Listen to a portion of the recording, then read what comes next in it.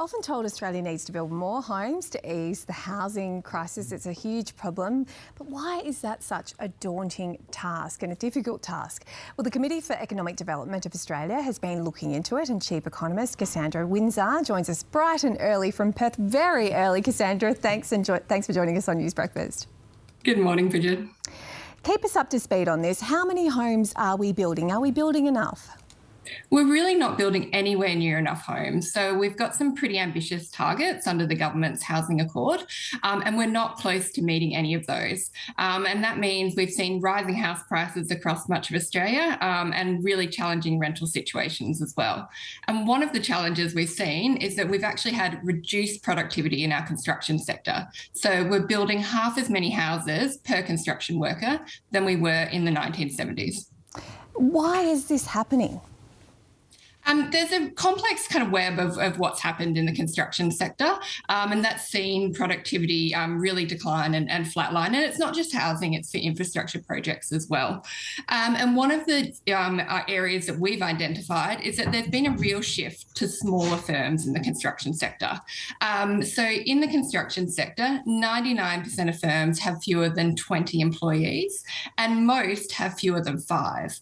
And we've got clear evidence that smaller firms are less efficient, they're less innovative, it's harder for them to take advantage of new technology, and they really can't benefit from economies of scale that larger firms do. And if we were able to increase the size of firms and a similar structure of the industry to something like manufacturing, that could unlock the equivalent of 150,000 additional construction workers. And that would make a big difference in getting somewhere on our housing targets. So interesting. Tell us about the quality standards, because if we compare homes being built now to, say, the 1970s, I think most Australians would say, well, the quality standards are better now, and you hear that from builders as well. Has that impacted productivity?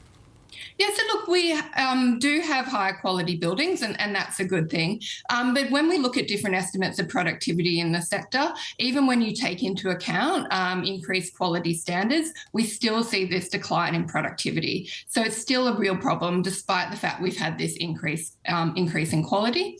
And it is important that we do have regulations and building standards to give us good quality homes. We don't just want to be building homes and infrastructure no matter what. We do want that quality, but we need to also look at whether some of those regulations are all improving standards, or if some of them are actually just making it more difficult to get things built.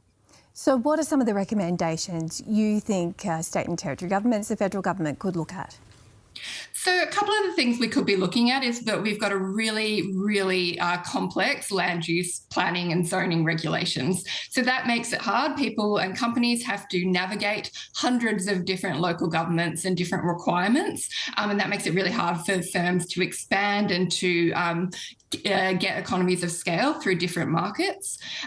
We've got really complex tax settings. So tax settings encourage firms to stay small, both when we look at the differences between personal tax settings and contractors, which are very common in the industry, and when we also look at things like company tax and payroll tax, that all encourages smaller firms.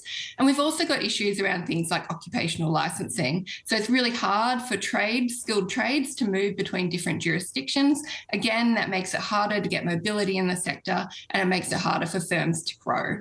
So there's a lot that governments could be doing, looking at a broad look at our tax setting, how all these things interact, but particularly looking at some of these planning and zoning regulations. And we've seen examples overseas, such as in New Zealand, where they have improved the planning system, and that's led to an increase in productivity and an increase in houses being built. Well, there's plenty to get on with. Thanks very much for getting up early for us, Cassandra. It's really fascinating. Thanks for having me. Oh, that really is bright and early. That's a good effort. Yeah, good on you. Good on you, WA. Work is getting up at 4:30 in the morning to join us on Breakfast.